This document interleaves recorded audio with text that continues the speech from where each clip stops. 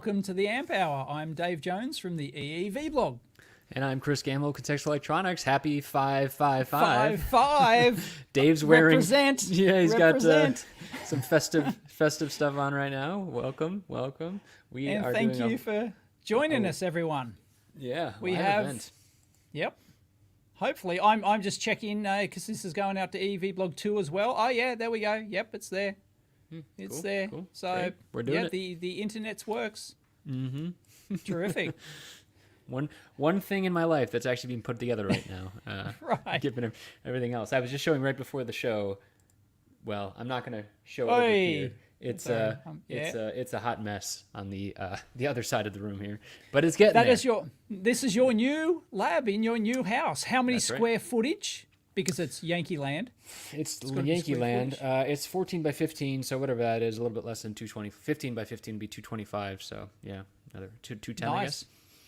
Which is the bedroom, and that's large. That's this is pretty large. A bonus room. This is a bonus room. A bonus room. They built it out over the garage. They threw it in. Yeah, it was used as a okay. bedroom It's in the not past. part of the original house. That's right. Yeah. Add-on. Okay. Yeah. Right. Got it. Yeah, so it's great. Cool. If I blow it up, no big deal. You're right. If the lab burns down, is there a fire extinguisher in there yet? Oh, definitely. Yeah. Right. Okay. Cool. One of the first things I'd say: fire extinguisher, label printer, computer, new computer monitor. One of my buddies started using a 4K TV as a monitor. And, Yep. So that's like I'm sure you'll find one in the dumpster at some point, right? I mean, I've found I've got a 4K. I've found two 4K TVs in the dumpster. Wow. Yeah, but they're giant. They're too big for a monitor. They're like 50 or 65 inch. You know. Yeah, this is 50 or 60 50. inch. This is I've got this is 43. I've got a 4K monitor.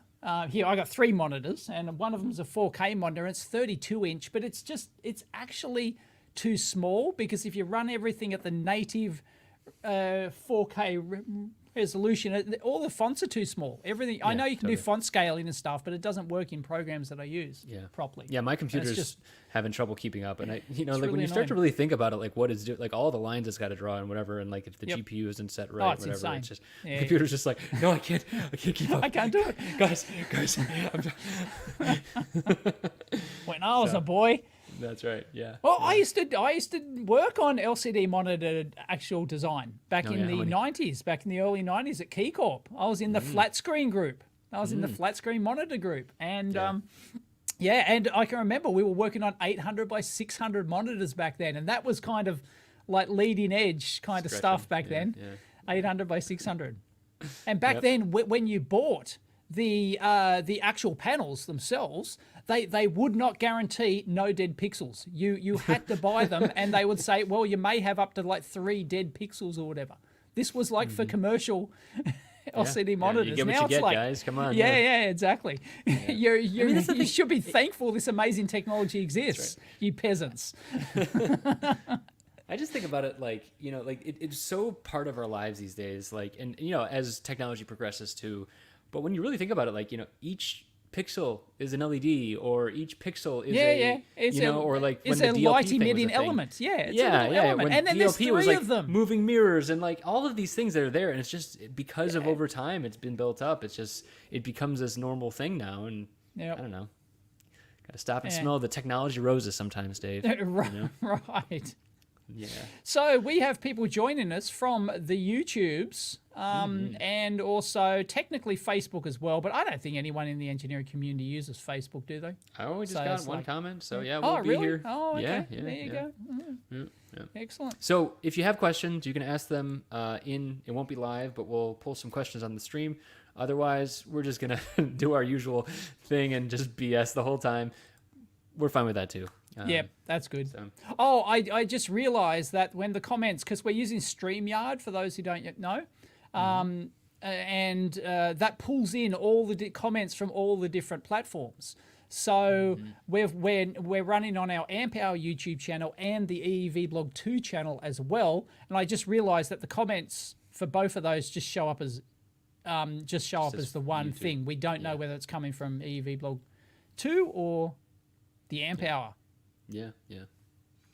3.55k subscribers on our Amp Hour channel. Why isn't it 5.55? Okay. Well, you know, it's Very we've only started doing disappointed. video recently, so that's why. Right. I think. You know, we'll see. Yeah. Can we start with what is your first memory of the 555 timer?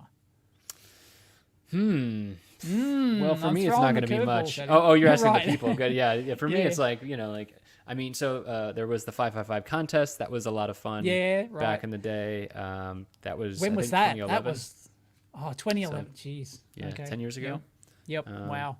Yeah. Yeah, that was our first year, right? When we were all excited about the podcast and doing everything. We were doing Yeah, all sorts of exactly. shit. I mean, the internet was kind of different then too. Like Yeah, social it media was. wasn't It quite was. as big. And, Yeah. you know, blogs were still a thing at that point. Yeah, right. You remember Text blogs? blogs. I was doing text blogs. Yeah, exactly. So, yeah, I mean, that was a lot of fun though, and some of that stuff's still online. You can still see some of it. You know, the winner I remember was a lot of like servo action stuff there, and so that was kind of how I got interested in it. So, There we go. Brad's. We can put up comments as well. Brad's Guitar Garage. He first learned about the 555 from the Tricky Dick kits. I didn't do the Tricky Dick kits because there wasn't a Tricky Dick store near me. I had to like hop on a bus or a train to go to the nearest Tricky Dick store. And so my thing was Tandy. So I had the Tandy kits. So I had the Tandy 50 is that like and 1. the budget version? No. They were just different things. Tandy was the They were Radio just Shack of different. Australia, right? Radio Shack, yes. That's right. Yes. Yeah. That's it. And which started out as Tandy Leather. A lot of people don't know that. Tandy Leather Corporation, or so it was. Yeah, they were in that business, leather goods. I mean, apparently, and yeah, that happens a lot of times though. You know, you look at like Japanese corporations that are around for like 150 years. Like what was Toyota to start with? You know, like that Yep. sort of thing. They just like if corporations are around long enough, they're gonna have a lot of divisions. So leather first, I guess. We've got Superhouse TVs in the house. Yeah, welcome, John. Yep. Former guest of the show, John Oxer. Absolutely. Yeah. And we've got someone who wants to donate $5.55 per mention to charity. Yes, please. Yes, please. We don't need the money, do we, Chris? We do not. No. We've got our patrons provide the money for microphones and stuff to send out and all the miscellaneous costs and stuff. Yep. So any 555 on YouTube also mentioned the Forrest Mims book. Forrest was a guest on the show back in the days. You can go back and listen to him as well. That may have been my actual first exposure to it as well. You know, just kind of reading through it and yeah. Yep.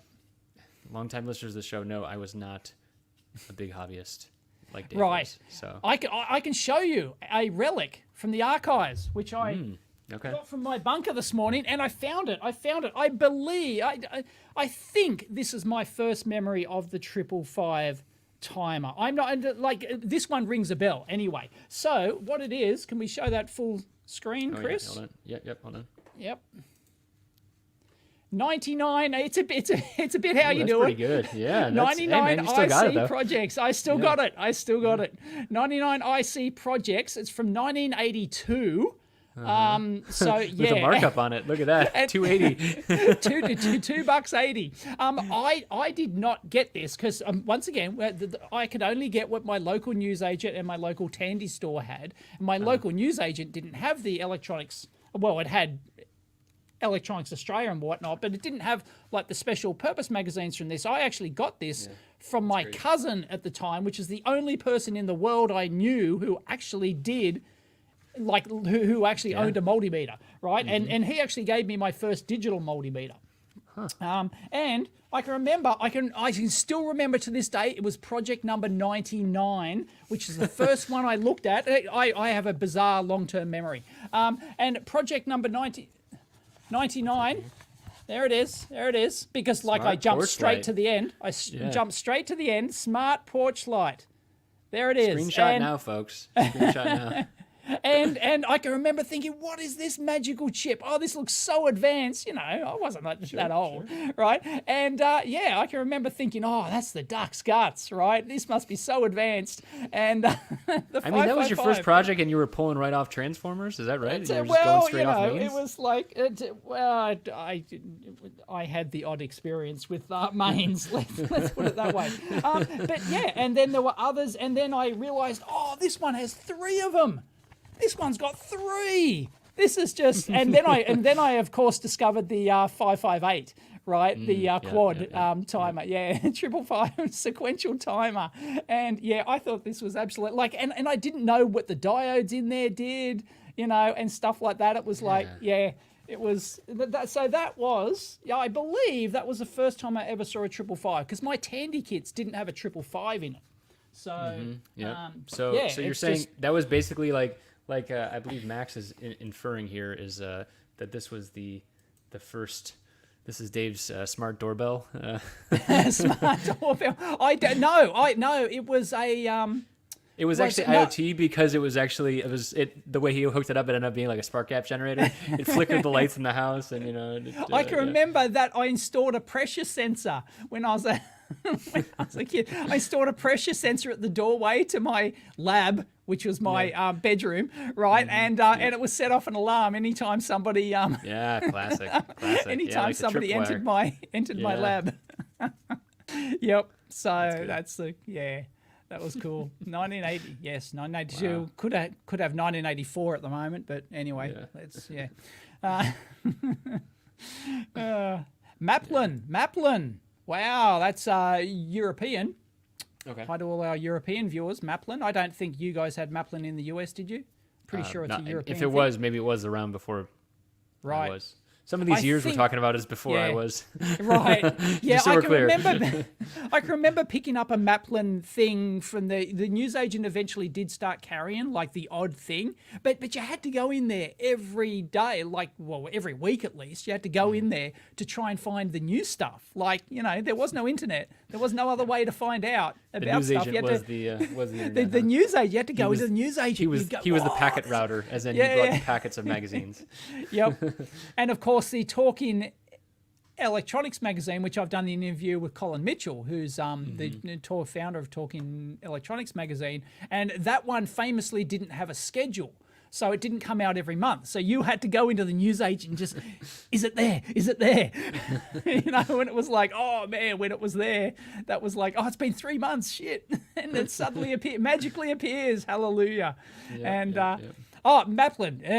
Was Mike. Mike's in the house. Maplin was former guest several times. Maplin was UK only. Right. Okay. I thought it was a bit broader than that, but there you go. Maplin shops. Yes, because you could buy all your gear from Maplin, mail order. That was right. Good question. What was the first device you designed that used a 555 that you were paid for? Oh, goodness. Oh, I remember recommending one for something, and Paul Rako from EDN started cussing me out for being, I think it was Paul, and he's just saying, why are you doing this with a 555? You know, like don't use that. Use some other timer chip that he was recommending. No, bugger off. No, 555 all the way. I can remember that I used it in. This was a paid gig. My cousin, not the same one who gave me the magazine, another one. He was a tow truck driver, and he wanted a doodad box that converted 24 volts down to, because that was what was used on the truck or whatever, down to 12 volt converter multi-channel that would drive all the lights. And he gave me the custom connectors. It was like a trailer adapter or whatever, you know, so multi-channel, 24 volts into multi-output, and then it had to flash some lights as well. So I used a 555 in that to flash one, like it had a mode on it that you could switch in a 555 timer. So I used that. But that was my first paid gig. I don't know, I was maybe 13, something, 12, 13, something like that. You know, so yep, that was a pay gig. I think it was like, I was dumb back then. I didn't think about making a profit from this. I just like charged him parts or whatever. And he said, you know, it cost me like $30 in parts or something. And you know, and he said, give us 30 or 35 bucks. I know, exactly. Yeah. I was just happy to do it. You know, I was just thrilled that somebody gave me a job to do. Yeah. And he said, nah, here's 50 or whatever, or even 100. I can't remember what it was. And I went, oh, shit, you can make money. You can make money from doing electronics. Holy crap. So excellent question. Thank you, W4 World Wide Web. Rako. Tony Rob's here as well. Everyone's here. Yeah. Do we know any books with just 555 timer circuits? Obviously, I've shown one that had. Yes, there's a 555 cookbook. Yeah, that's another MIMS one, I'm isn't it? sure there's, because they were big back in the day. Before the internet, you had cookbooks which had or like building block. Yeah, there's an IC timer cookbook, first edition. Walter Jung from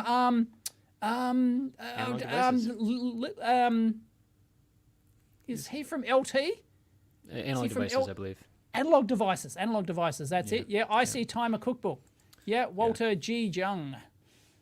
And that's let's get a date on that. Howard W. Sams, 1978. Yeah. And it was copyright 1977. Yeah. There you go. I mean, people might know Walt too from the Op Amp Applications Handbook. That's one that we've definitely talked about on here before. Oh yeah, that's great. I've got the printed version of that. You can. I same. think you can just download it as a PDF. Can you? These days? think so. Yeah. Yeah, I think so. It's great. Yeah, that one's good. And There's another, I think I went to see him live as ADI. well. I think he toured here, and and that's where I got it from. I went to one of his lectures, or is it the other Walter? There's two Walters. There's two Walters at AD, and they both write applications books. And I think, I might be mixing them up. So, okay. Yep. Did you see that Analog Devices, Maxim is now officially Analog Devices? We're down another one, Dave. We've lost another chip company. Is that latest breaking news? It's not breaking. No, I mean, this has been in the thing for a while. Oh, right. Maybe we covered it or something, did we? I'm sure we have, but it is official though. So it's like, it's too big. Ooh. Yeah, no, that's scary, isn't it? Yeah. Big Brother is watching. Nah, let's go. I think what we'll start seeing is the same kind of thing, like how linear's just kind of been disappearing, just slowly but surely, just kind of no longer linear tech. It's all just analog devices. Everything's Well, hang on, analog. I've got to throw in the joke. You couldn't buy Maxim anyway, so it's not a loss. Yeah, right. 1990s joke. Sorry for those who don't get it. It was Maxim were famous. This was probably before your time again, Chris. Did you get the Maxim data books? Like they used to release like 6 monthly data books of new chips actually released in the last 6 months, and the 6 monthly release books were this thick, right? Just the chips they released in the 6 months or whatever, and it was like. And that lasted for like 4 years or something before they finally just went, no, we're just producing too many freaking chip variants. And they were like, everyone was amazed at all these chips that Maxim were pouring out. You had one for every task, but you couldn't get them. You could get great samples. They had the best sample service in the business, but geez, TI make a CMOS 555 in a 1.4 PGA. I wonder who uses these. I don't know, because they probably cost a ton more than an SO8, than a generic Jelly Bean SO8, right? From I just saw wherever. Jeremy Hong, who's been on the show at one of the camp shows that I did, like one of the ones where I was remote. So Jeremy, he just posted a photo of him actually. There's like a Blinky challenge for like 0201. 0201s are smaller, maybe 01005s, and the BGA chip, and it's like a getting to Blinky but with ultra tiny parts. It's pain in the ass. It's intense. Yeah, it's really intense. You're not allowed to enter unless you own a microscope. Yeah, right. It's like, yep. Although back when I was a boy, before I had these things, these are only fairly recent. The glasses, I could do that sort of thing without a microscope, but now, no chance. We're all getting older, folks. All getting older.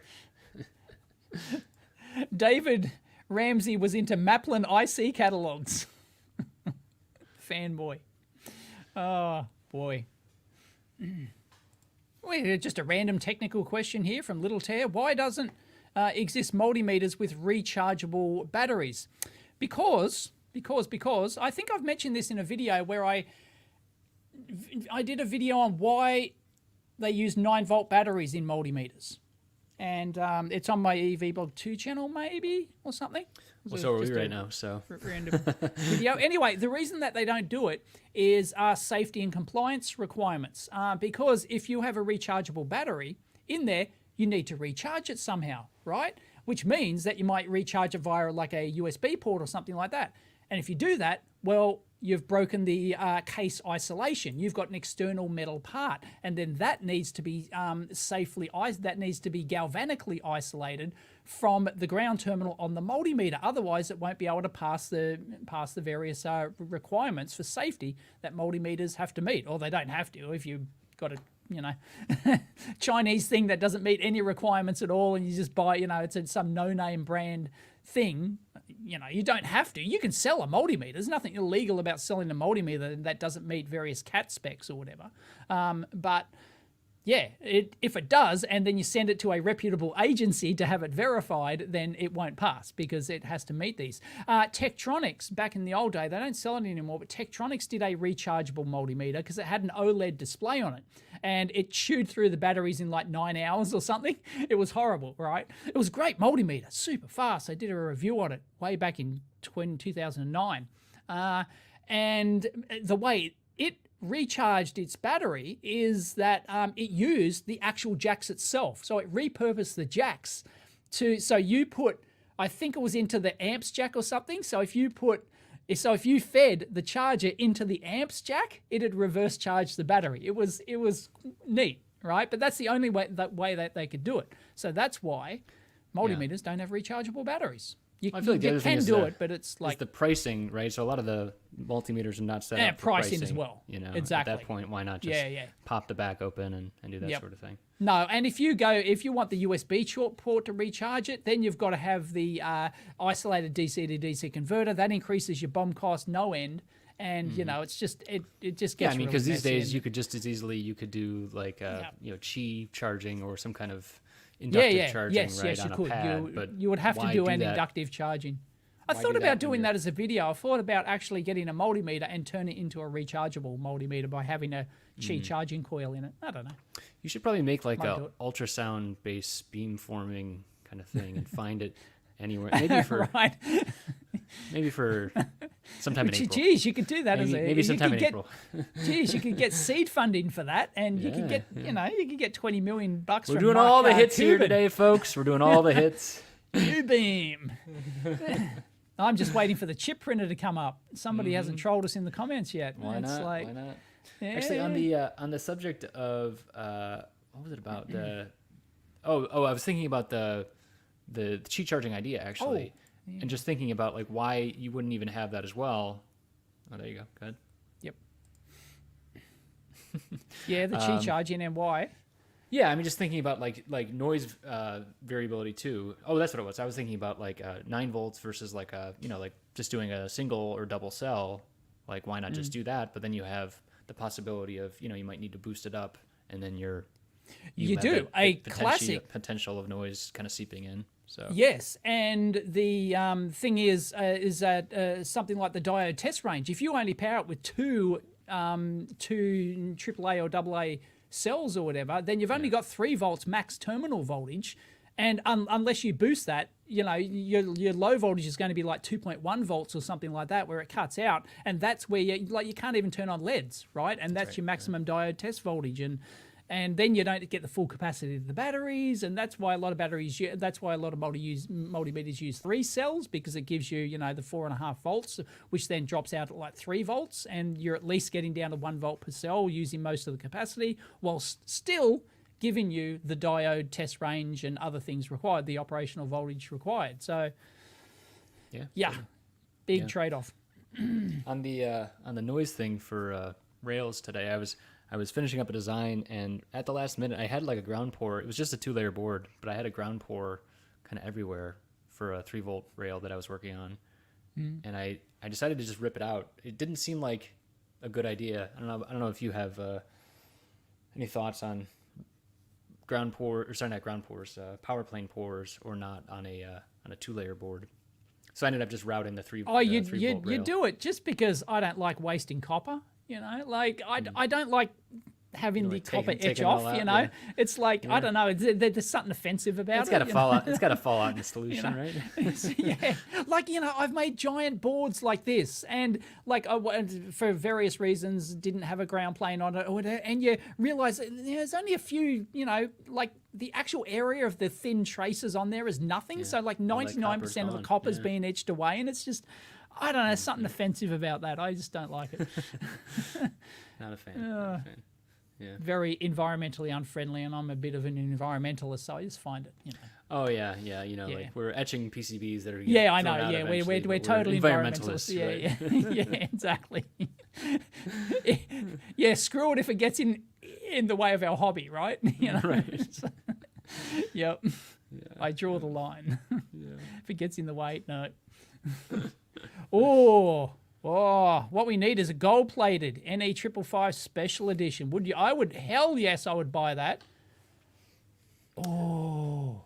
I've talked about this before. I've been thinking about minting an EEV blog coin, like an actual real coin, with a Dave head on it, just for kicks, and it's $1 do or something, like just for like it'd be silver, of course. If you minted like a gold one, it'd be like $2,000 worth. It'd be quite expensive. But yeah, anyway, gold plated. I don't know.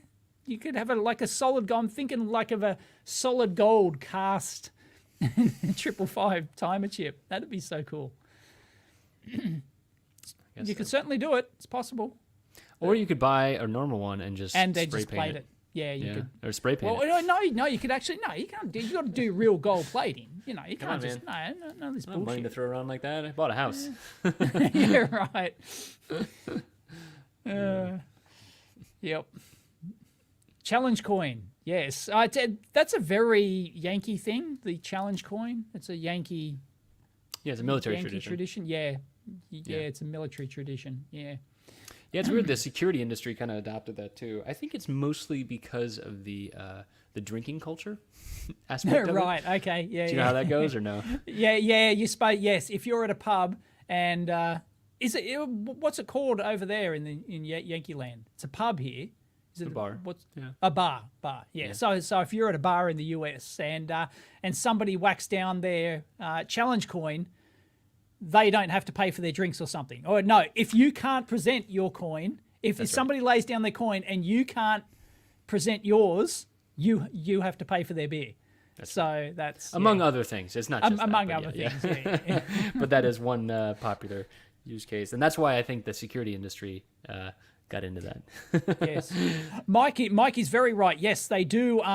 For very high volumes, they not on the prototype. Most people don't do high volume stuff, so they'll never know little tidbits like this. That yes, high volumes they will charge more for less copper because they have to etch it away, and it takes longer in the process as well. Sure. And they have to go through their volume. They're doing calculation. They got a spreadsheet somewhere, right? Yeah, they've got to refill their chemical etchant every time it gets saturated with the copper. Like you can't just it doesn't just magically last forever. They've got to refresh their copper. Once it's saturated with X amount of copper in there, they've got to refresh it, and that costs money. You know, totally. Shock horror, chemicals. But you don't know that if you're small to medium volume. But yeah, on the high volume stuff, absolutely. That's why single-sided boards are still a thing, right? You open any modern TV or any modern consumer appliance, single-sided PCB for the power supply because it's cheaper. They save, 10 cents or something on the board. It's cheaper. So, yep, you betcha. Actually, it's probably even more than 10 cents, It's like probably $1 or something, if you can save that cost, yeah, why not?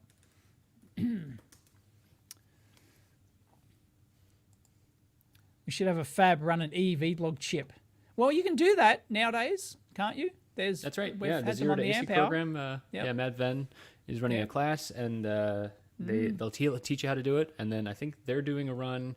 There's the Google Shuttle Run thing. There's we had Mohammed Kasaman from eFabless, and they're working with OpenLane. I should get some of these things. So there are many more opportunities to do chips these days than there had been, and there's also classes on top of it. So if you're interested in that stuff, definitely check out Matt Venn's class. It's supposed to be really great.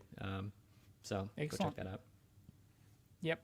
I don't know about how they recover or what they do with that copper. Yeah, because copper's worth money, right? So sure. I think it probably assume they do. It probably goes to some, right? Yeah, I'm sure you can. Yep, something happens, right? I don't know if anyone knows if magic happens. If anyone actually works in a PCB fab, we now have an actual PCB fab here in Australia. a bare board PCB fab. Because sorry for you New Zealanders, we always steal your stuff, but Circuit Labs in New Zealand is now in Australia. They got bought out, and as part of the deal, they moved to here. They moved here. So I'm not sure where or whatever, because, you know, it was during the whole COVID thing, so I don't know what's going on. But yeah, Circuit Labs, they've announced that they moved to Australia. So yeah, cool. So once all that's up and running, I haven't been notified yet, but I think it's still in process. But yep, one fab in our entire country that you can get bare boards back. Well, no, technically there's two, but the other one, Lintech, I think. Lintech, they only make like really ultra high end, you know, 50 layer boards. Like, you know, you can't go to them. You wouldn't go to them for just, you know, I don't think they won't get out of bed for anything under $1,000, right? Yeah. So it's like, I feel like a lot of these countries too, quote. like, you know, Australia is not alone in having a defense industry. And I think that a lot of countries want to have in-country capabilities so that they can lock down. They do. That's the secrets, only reason whatever. Lintech still exists here is the military contracts. Yeah, I guarantee it, because we used them, and when I was working on that sort of stuff, and we would pay thousands of dollars for one board. Like, that's nothing. Yeah, exactly. That was nothing. Yeah, and it's gonna price you out. I mean, if you're like, oh, I'm gonna support locally, like, it's a great thought, but it's probably from a practical perspective, probably not going to do it. So. Actually, the same thing happened with the DoD here. So they just announced in the U.S. the DoD is picked Intel, and it's like, all right, well, you had like 2 or 3 choices. Yeah, exactly. Maybe it's like Intel or Microchip, or I think that's about it. Well, making chips in the US anymore. It depends on what node they want to do. Depends on what. Yeah, exactly. I think, but they're talking about like leading edge type stuff as well. Okay. So it's basically, Intel or TSMC. Those are pretty much your choices. And so, so that's those are the choices there. Yep. Any chance of doing a amp hour with Rod Elliott? Yes, I certainly could. I don't know who Rod Elliott is, sorry. My audio guru here in Australia. I've done a video interview with him at a trade show. And he's one of the, his webpage, if you want anything analog, anything audio, wow, he's, go to Elliott Sound Products, Elliott Sound Products website, Sound AU. Oh, is he changed it? I think he might have. He might have changed it. I'm posting a link. Can we post links here? Mm-hmm. Yep, we can. There you go. Well, we should be able to, because we're the host. So yes, and that has he has like the best in-depth projects, like just absolutely stunning, and audio tutorials and stuff like that. It's just incredible, absolutely incredible. Yes, Rod actually contacted me. Oh, it was actually pre-COVID that we should probably do something together. I was like going to go over there and interview him, like in his lab. Like we're maybe going to do like maybe a whiteboard thing or something like that, perhaps. Yeah, something like that, because he's here in Sydney somewhere. Yeah. And so, we can have him on the amp hour for sure. I'll tee that one up after this. But it's just crazy. He's got a crazy amount of projects in there, all with like theory of operation and everything. Like, it's not just, here's a schematic and a PCB. No, he goes in depth on everything. It's just, absolutely amazing. So, highly regarded website. Speaking of in depth and educational stuff, we do have some sad news. Past guest of the show. Yes, Henry Ott passed away a couple days ago. Oh, a while ago rather. Damn. Sorry, in May. Rip. Henry Ott. Yeah. So someone had found this and posted this on the subreddit. Thank you for that. Henry. Henry is a wonderful EMC expert, and so I definitely recommend people go and check that out. Not only he's got some stuff on his website that you can go and check out. Whatever. We also did an interview with him, and so that's sad to hear. I mean, it is 36. That puts him at 86. Yep. That's a pretty good innings. Sure. Yep. Well done, Henry. Legend. Yeah, total legend. Yeah. Yep. Highly recommend his book. Yes. Yeah, and we were talking about that a little bit last time about like some signal integrity stuff as well. Yeah. AVE. I'll try and get AVE on the amp hour. What do you think? I don't think we're going to get any video. We'll just get some hands. I don't think we'll understand what he's saying either. we'll need a translator on the. Yeah. Oh boy. Why do so many people prefer the inaccurate reproduction of tubes and colored sound in general? It's the warm fuzzies. People like the warm fuzzies, So, I don't know. If that's what you like, fine. Just don't try and sell it as, as like absolute perfection. Well, you can sell it as what it sounds like, but don't, the audio full stuff. The good thing is that the tubes and color stuff, they're like the audio files make no. Even the audio files don't try and say, well, tubes are the most purest sound. No, even they admit that that's bullshit. They go, no, it's got distortion, and that's how I like it, and that's how it should be. Damn it, when you're playing LPs or whatever, and that's fine. Yeah, we did have. I can't remember his name now. Shoot, sorry. Someone was doing a preamp for phono preamp on here. I'll look him up, but he talked about that because he was doing simulation and basically reproduction using an STM32 DSP. Right.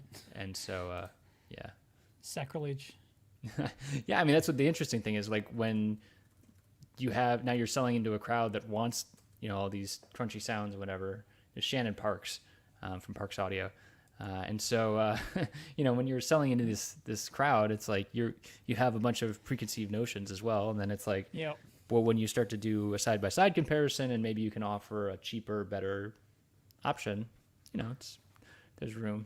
And this is where audio usually falls off for me. I'm just like, oh, okay, that's not for me.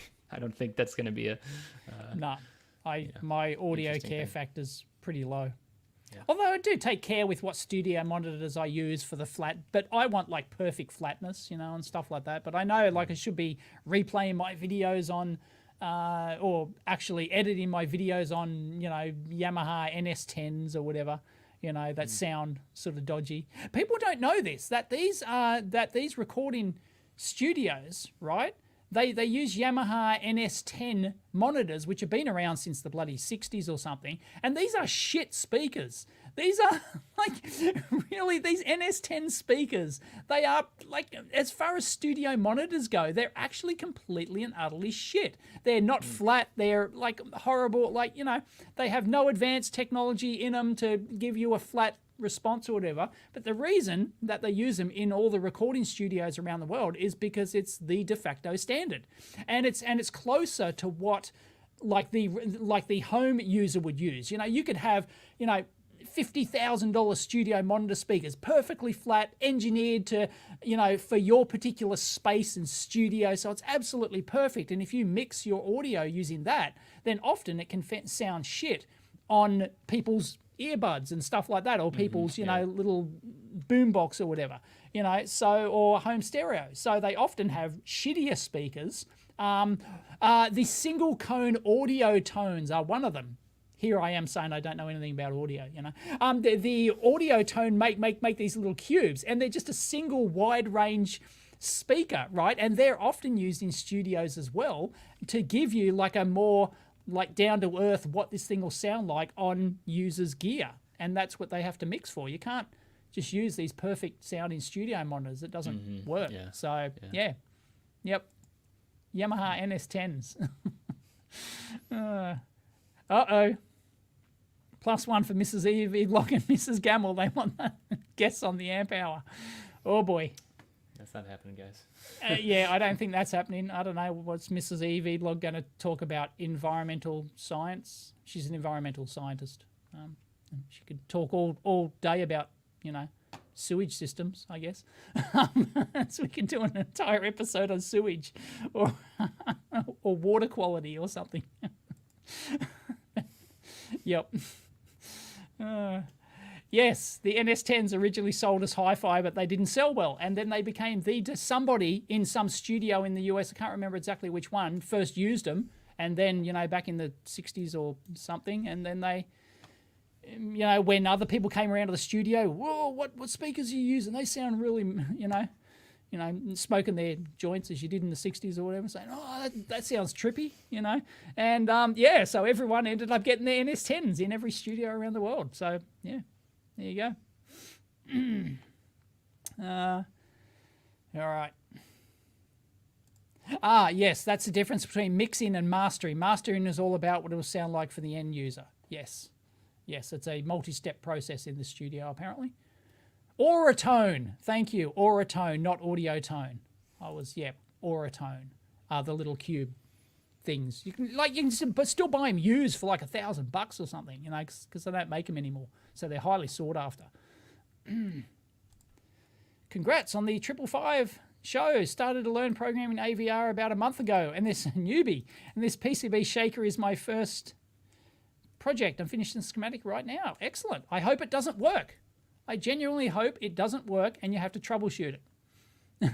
Seriously, I've done, I'm sure Chris would agree. Would you not, Chris? The best way to learn totally is to troubleshoot. Yeah. When if things work first time, okay, you've learned how to solder and, Let's get some guardrails in place though, right? Right, so, okay, right. Yeah, before we get abuse and hate mail. Well, no. I treated myself to a reducing a board spin today. So I had this case here, and yes, you mentioned this on Twitter. It didn't fit. About this. Yeah, so I for some reason they got these catch things. They're like, I guess they're like separators. No, they're to put in PCBs vertically.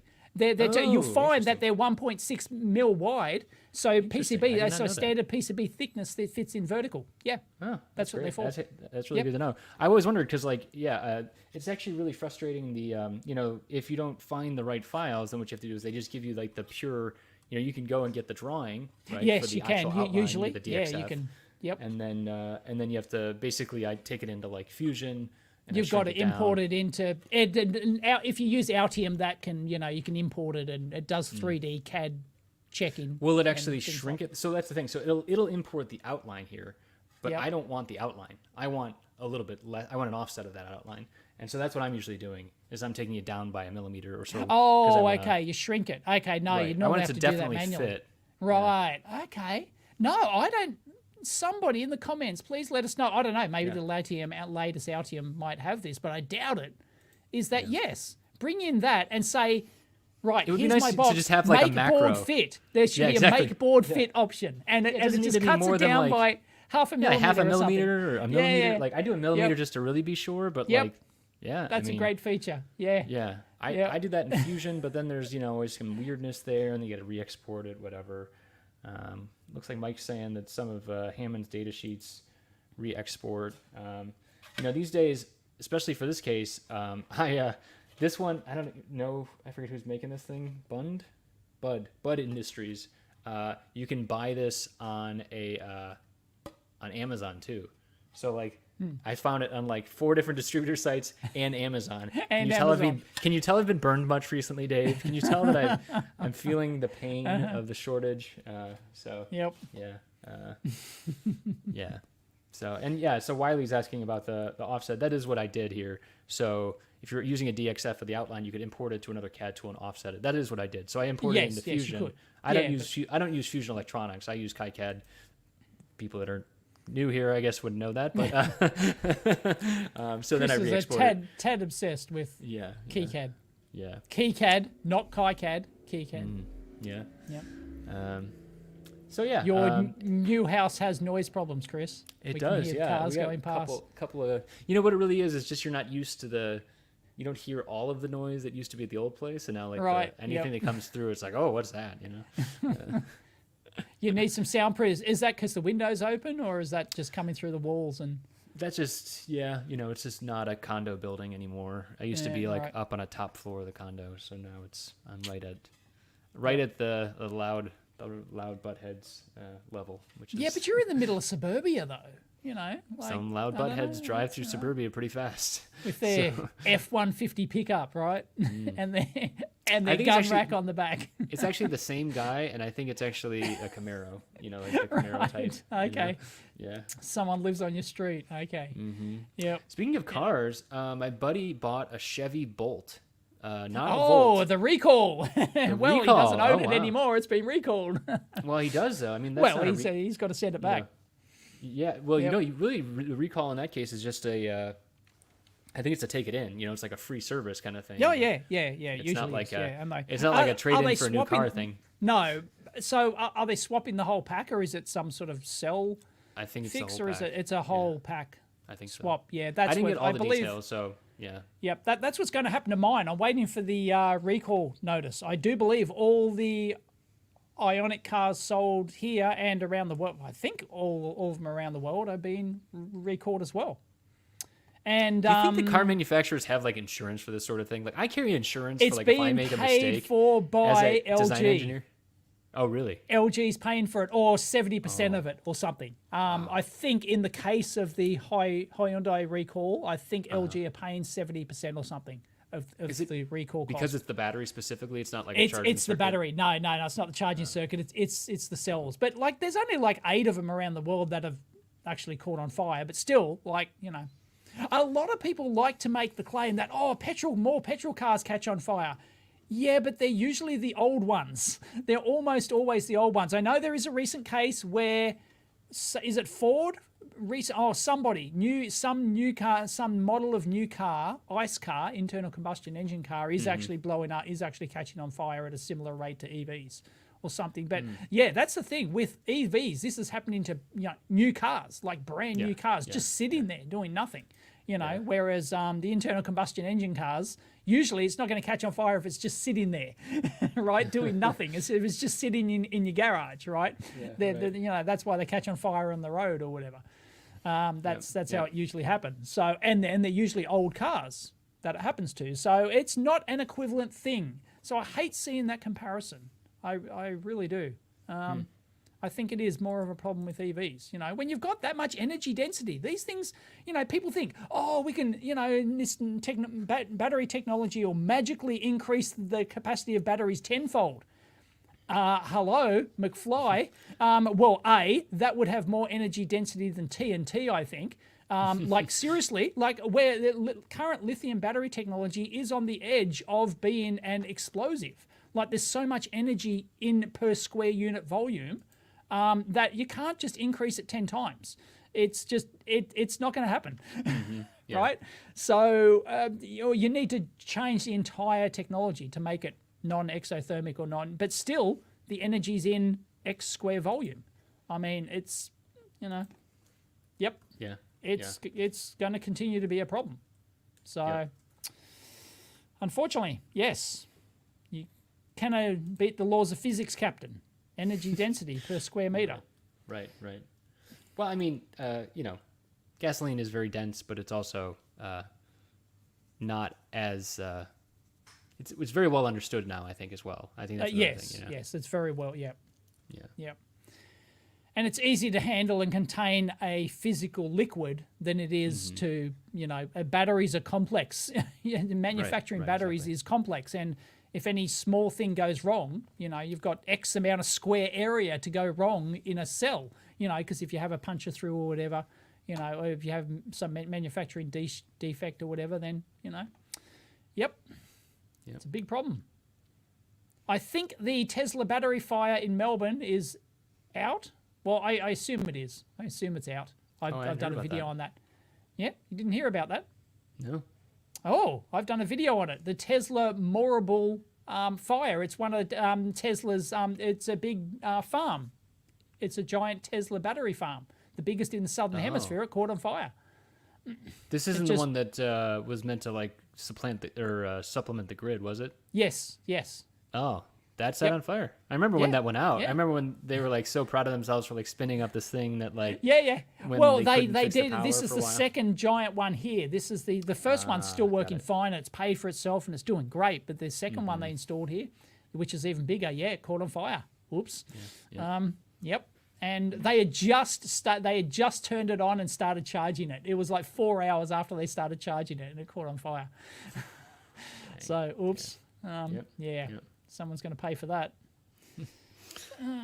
So Simon asks if we watched Physics Girl's Hydrogen series. I love Physics Girl's channel. She has a fantastic channel. I have not gotten to the Hydrogen series yet. I've seen parts of her video on the Hydrogen series. I think some people are criticizing her for that because it's sponsored. I think, because they or whatever. I think, don't quote me, but yeah, she spent like a week driving around the country in this hydrogen car, which they gave it to use. So I don't really understand the logistics of it all, because it's like, oh no, it's never going to work. I did this is another prediction I'm sure I've made on the Amp Hour before, and I'm sure I'll be correct. Hydrogen cars will not be a thing. Okay, they're just there's nothing going for it. It might work in some niche for trucks or something, maybe, but no, it won't work mainstream because it doesn't solve anything, right? If you have to go to the gas station for you Yanks, right? Petrol station here. If you are, or servo, if you have to go to the servo to fill up your hydrogen-powered car, what's the advantage? The advantage of, as an EV owner, I can tell you what the advantage of EVs is. I never have to go anywhere to charge it. I come home at the end of the day and I just plug it into the trickle charge power point, and it recharges overnight. During, and covers, unless you're like a traveling salesperson and you're doing 500 miles a day or something, then it'd be different. But for the most downside people, of that is the I think people like immediately jump to the long haul type stuff, right? They immediately criticize that, and then they immediately say, well, I live in a unit and I don't even have a car space. Well, okay, legit. EVs currently aren't a thing for you then currently, right? Unless the infrastructure's in place. But like hydrogen, yes, they are talking about and they have trialed them, these hydrogen storage tanks at home, right? But really? Do you want to have a hydrogen storage tank strapped to the side of your house and then have the hydrogen man come around every week or every month and refill your hydrogen tank on the side of your house from the big hydrogen tanker truck? Bullshit. Right? It's like, oh no, you can actually produce it, but then you know how much energy you need to actually produce hydrogen? It's like, and I feel like the storage is still the big part there. Is like, you need to like super cool storage to cold storage. It's like, and super high pressure storage. It's like, come on, no, it's not going to be a thing. EVs, everyone who has a house has the ability and to park their car in their house has the ability to charge their car up without any new infrastructure. Plug it into the PowerPoint. It's not, no, there's just no contest. It's not going to, I can safely say hydrogen-powered cars are going to be a complete and epic failure. They've been talking about fuel cells for a while already, so yeah. Yeah, no, it's not going to happen. I can tell you this, my next car is an EV, and, I am not an early adopter, so. Right. Yeah. I have a garage now. I should have got one a long time ago, but, Yeah. But then I ended up getting one for almost free. The government paid for it. There you go. Well, government, me, the taxpayer, paid for it. Yeah, it's a loop back. It's a loop back. Oh, someone says propane or winter bunker fuel deliveries. We're kind of used to it. Yeah, that's true. Is that a thing, Chris? There is infrastructure. So, right. I used to have family that was living out in the boonies, and so you don't have natural gas being piped to your house, and electricity is still super expensive as a heating solution. And so you'd have propane being delivered by truck, and then you have just a tank sitting outside. However, those tanks were mostly inert. I mean, they're just big metal tanks, and you just you turn on the valve and it comes in the house and whatever. There's no maybe there's monitoring for flow rate, but it's not there's nothing fancy about that. Whereas I imagine hydrogen, there would. Yeah. Especially and that again, that's in the country, right? There's setback requirements too of your tank is not going to be right next to your house. It's not attached to your house. And if you really want to be making changes like this, you'd start to have on the side of the house. I think about the density of Dave's neighborhood, and it's you're not just blowing up your house anymore. You're blowing up your neighbor's houses too. House, right? Yeah. So No, that's why I'm actually, I'm considering home storage, right? I'm just trying to work out the numbers and stuff like that. I'm actually considering not to use lithium ion storage because it's exothermic, right? I don't having the idea of having this strapped to the side of my house or inside the house or whatever is like, I know the odds of it happening, but the fact that it can happen kind of like goes, well, no, why don't I use like a flow battery? Why don't I choose like a flow battery or some other technology that's not going to blow up? That's not going to catch on fire and burn down my house, That's good. But then again, I've already got the EV in my garage, so if that catches on fire, it's the fire alarm's going off, right? I guess the first thing is to have a really good connected fire alarm or something, right? That's or right. Do you have a connected we don't have a connected fire alarm, no. We've got independent alarm, just like standalone beep, standalone beep, beep type. Yep. Yeah. Beepy beep. Yep. Yeah. Yep. So we do have one in the garage, so that'll go off. And I'd like to think if in the middle of the night the fire alarm in the garage went off, we'd probably hear it, I think, or at least she would hear it. I probably wouldn't, but a past guest of the show, I won't say who it was, but a past guest of the show had doorbell footage. He had like a Nest camera on his doorbell, and he has footage of the batteries he was charging in his garage burned down his entire garage. He had internal footage, and he had external footage, and you just saw the whole thing go up. It's rough. Yep. It's rough. Yep. But it's also it was also safe, right? I mean, like that was the other thing. Like, so he had this footage, and also, like his family was safe. All that was important. So yeah. Yes. Life FPO. Life FPO. Yes. Yeah, you can get those for home storage as well. And yes, they are not exothermic. So I do believe they are safer. Yep. Yeah. Yep. There's an Australian company that does flow batteries though. So I don't know. I might look What is a flow battery? I don't know what that is. A flow battery is a chemical. It's like a pumped chemical system. Hence flow. You've got to have a flow of chemicals. Oh, God, I can't remember the exact chemicals now, but anyway. I hear chemicals are bad and I shouldn't eat them or be around them. So if you could just make me feel safer about chemicals. All Dave, right. there's chemicals in my water. I don't think they're acidic or anything. I think if they are actually leaked out, it's not. They're not solid state. They're not they're not sodium or anything crazy like that. It's probably like vanadium, a wet probably. cell. Yeah. Red flow zinc bromide. I thought it was bromide. I knew that. And I thought no. Oh, well, is it? Yeah. Actually, bromide's a fire retardant. So bromide is a chemical. I believe it's a chemical fire retardant. So it literally can't catch on fire. I think. Don't quote me on that, but yeah. Yeah. Yep. I had asked you about, I think maybe on the show, but we talked about it otherwise too. And I did talk to my buddy who's a solar salesperson. One of my childhood friends is a solar salesperson, and he took a look at my new place. He's like, "No, don't do it." I think we talked about that sun tool. The sun. Yes, yeah, there's a Google sun. It only works in the US, but yeah, it'll map how much energy square area your roof is and tell you how much your solar energy and it'll show shading for trees, of trees because it has sort of like a 3D-ish model and something like that. I don't know. You did send me the link, but yeah. And like I've seen the roof of your house, and once I immediately saw that and went, "No, don't even bother installing solar." Yeah, it's like my buddy said. My buddy said he's like, well, Chris. Things. That's right. He's like, Chris. Solar panels are square, and your roof is not. It's triangular. Your roof's got like 10 triangles on it. Pentagrams or something like that. Something like that. Yeah, and you could put a couple on there, but no. I had a 3 kilowatt system with 12 panels. Obviously, 12 would be more now because they're on 250 watts. But even that is not nearly enough to power my house. So it's like, no, you've got to have like 20 plus panels or something before you even start getting serious for solar. So it's no point. Someone corrected us after we were talking about this. It was a couple shows ago we were talking about this. Of course they did, because we're always wrong. Yeah, well, no. They were correcting. Not correcting. They were clarifying because you had said Mrs. EEV blog runs the aircon. And I was thinking about it, and I was really confused. I think it was on Twitter.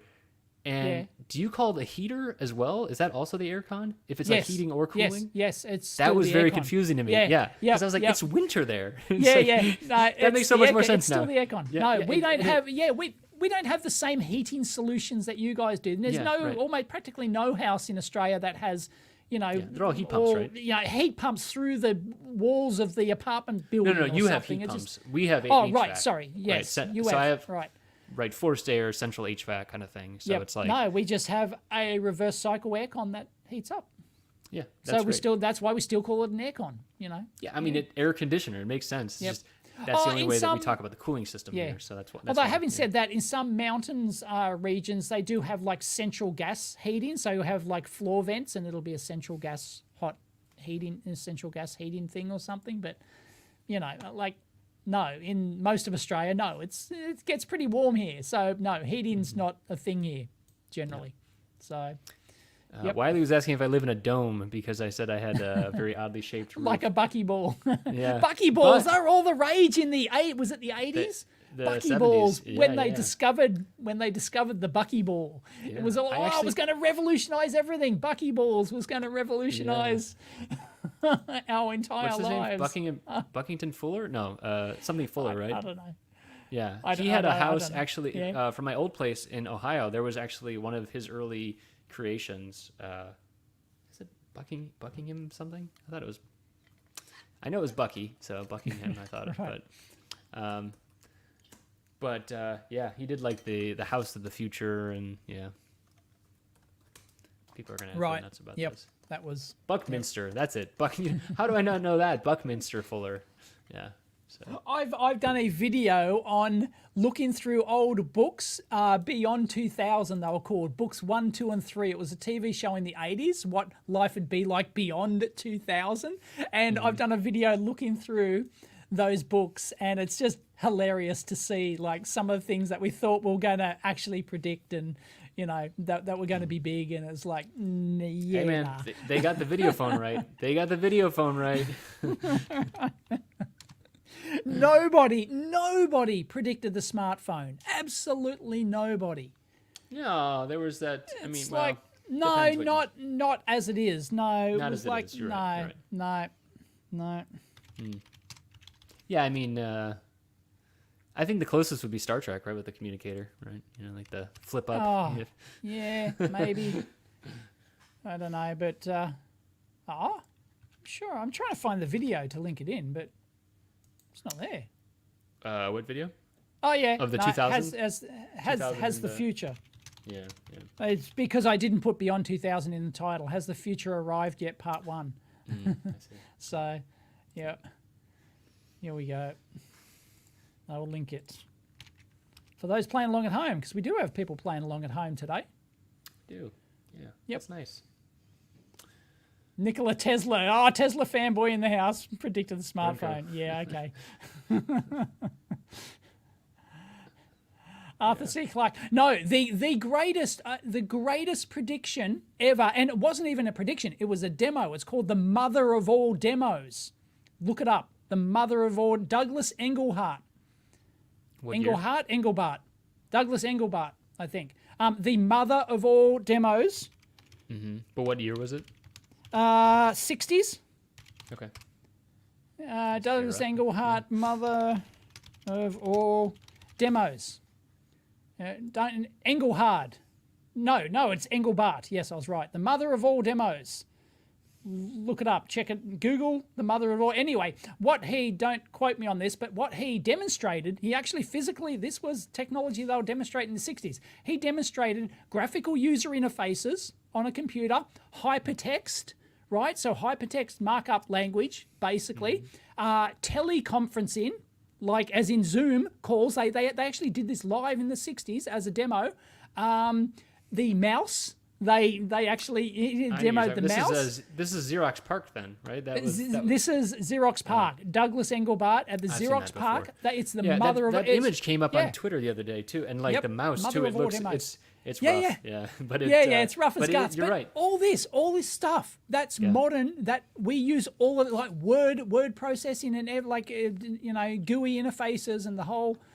Email, everything. This was all done in a demo in the 60s called the mother of all demos. What's interesting, so I was having a chat with my buddies about this the other day too, just thinking about like, as an electronics designer, the other type of things that we do these days. And so like if you're in the 60s and you're like, well, you're going to look up your own things. And then be like, well, but I have a research assistant. Or you're going to type up your own things on your computer, right? You're going to have a word processing. Well, but I have a secretary. Or like you're gonna have a graphical user interface so you can interact with your computer. It's like, yeah, but I could sit in a meeting with someone, and it's just like how compressed everything has gotten in terms of like just the work labor force and stuff like that. We were really complaining about like all of the things that we had to do and all of the tasks that were out there, and just kind of like the efficiency gains that happened. They happened because technology plus also expectations and bottom lines, whatever. But like, that's when it's really crazy. I feel like having that kind of vision up front while you're in and amongst all of these other things, all of these other normal things that are happening around you, right? He was making that prediction when his secretary was typing something up and his, all of these things that were happening, it's just that's when it gets really hard. When you're inside a system like that, it's really hard to break out and do the prediction of the future stuff. But to be fair, also Xerox was making some of that future stuff anyways, right? They were inventing it in the first place. It was absolutely incredible, but it didn't go anywhere for 20, 30 years. It's just like they demoed all this. They actually had it working, and it was a thing. It's just wasn't commercially viable, unfortunately. So, yep. Oh, he passed away in 2013 at the age of 88. There you go, Douglas Engelbart. Yep, legend, mother of all demos. I have no idea what that means. Anyone? Bueller? Chris is frozen. Oh, stream's frozen. Chris is frozen. Am I still live, everyone? Audio's dropping out. I can still see me, but I can't see Chris. He's just a frozen head. Can anyone hear me? Let's have a look. You are still live? Yes, I'm still live. Okay. Thank you. Yeah, John Oxer says I'm still live. Yep. You're fine. Yep, I'm good. And no, yep, Chris has left the chat. All right, so I'm going to have to anchor this one. No whackers. Audio is good, no drops. Yep. Chris, he's obviously got a dodgy internet connection in his new home. I told him that was the #1 requirement for the new home. I'm still live. I have my suspicions. Yep, I may be dead. You never know. I could be a sim bot. So anyway, back to questions. Because we don't have anything planned for the show, so, we're just doing... we're way past our amp hour anyway, but who cares? And it's not like I have a real day job to go back to. But if you do want to know, I am actually working on a reverse engineering video at the moment. Which is reverse engineering the Mixig DP10007 probe. So,